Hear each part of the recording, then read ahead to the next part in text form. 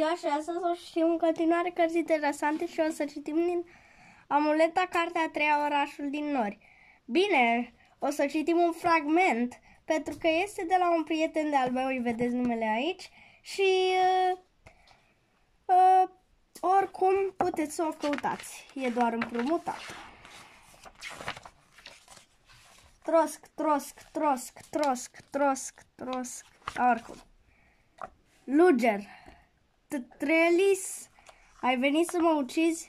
Nu am de gând să fac asta. Uite, am distrus piatra. Ba nu, tânăra păstrătoare a făcut-o. În afară de rege este singura pe care am văzut-o să distrugă piatra. Tatăl tău, regele, o să ne omoare acum. Când ne întoarcem o să ne spânzure că l-am dezamăgit.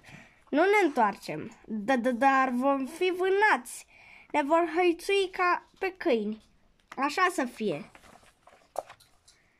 Trelis, pentru binele tău sper că îmi dai vești bune. Ai omorât-o pe fată?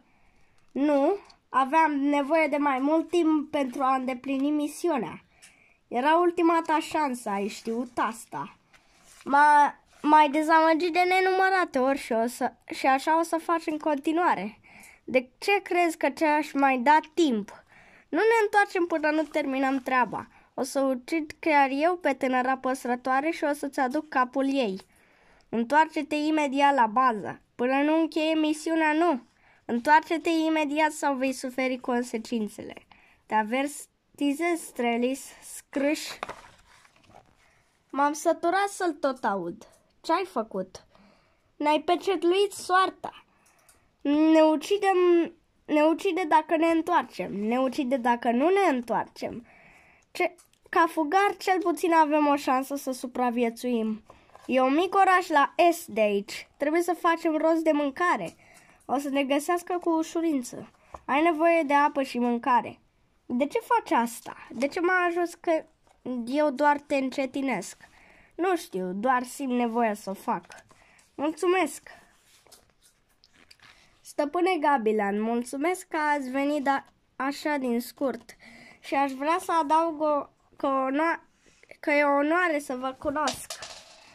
Du-mă odată la rege. Da, pe aici. Asasinul Gabilan e aici să vă vadă, sire. Bun venit, Gabilan.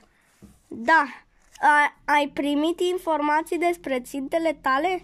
Da, o tânără păstrătoare a pietrei și însoțitorii ei. Mai e cineva? Prințul Trelis. În ciuda avertizmentelor a ales doar să mă trădeze. Trădarea se pedepsește cu moartea. Îmi cereți să vă ucid fiul?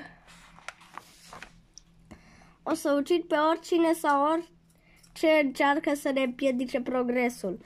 Gândește-te că e un sacrificiu pentru un bine mai mare. Cauza ta nu înseamnă nimic pentru mine. Eu am nevoie doar de plată.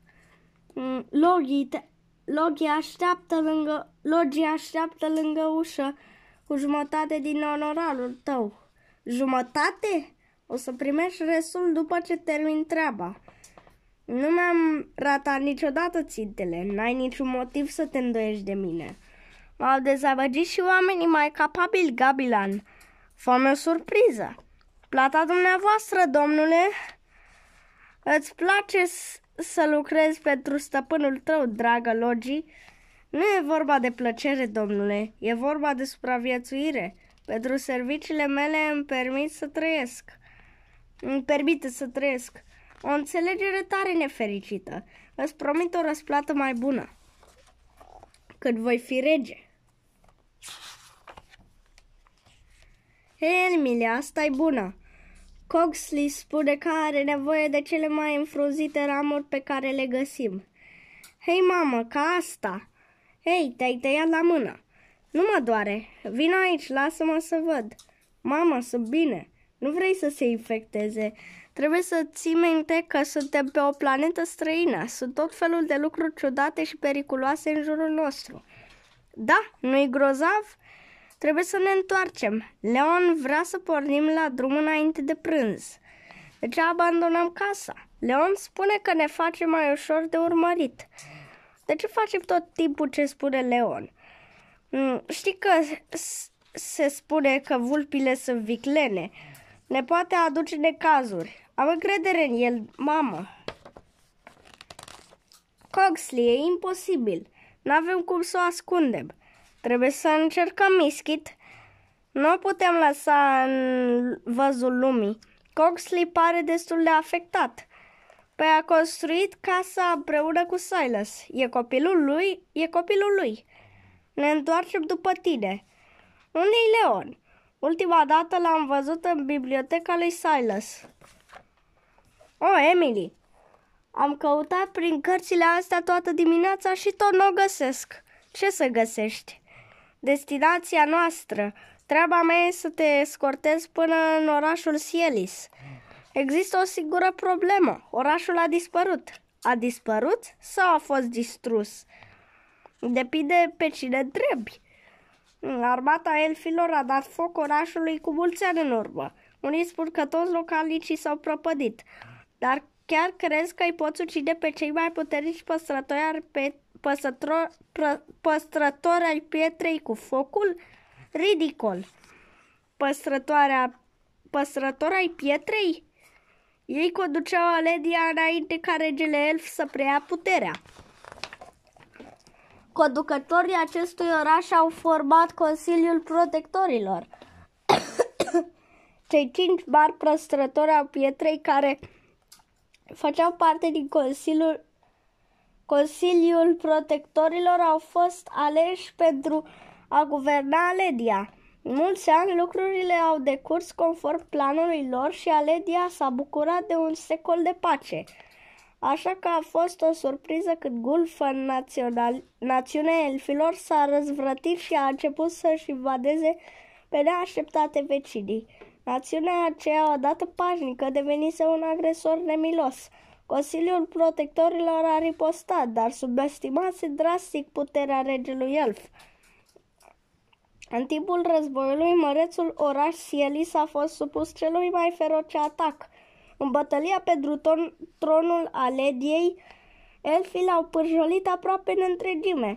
Când s-a așezat praful, din Sielis mai rămăsese doar un crater uriaș. Majoritatea cred că locuitorii din Sielis au fost înghițiți de flăcări, dar sunt câțiva, precum cei din Rezistență, care cred că orașul a rămas intact. Unii spun că Consiliul Protectorilor a ridicat orașul de pe pământ și l-a ascuns între nori, unde îl puteau reconstrui în siguranță. Alții spun că e un mit, dar trebuie să credem că povestea e adevărată, pentru că supraviețuirea Alediei depinde de existența orașului Sielis și a Consiliului Protectorilor. Ei sunt ultima noastră speranță. Așa, astăzi am citit din amuleta, iar data viitoare o să citim ceva surpriză. Puteți să căutați versiunea, pentru că asta nu e versiunea întreagă. Pa, pa, și vă vedem data viitoare!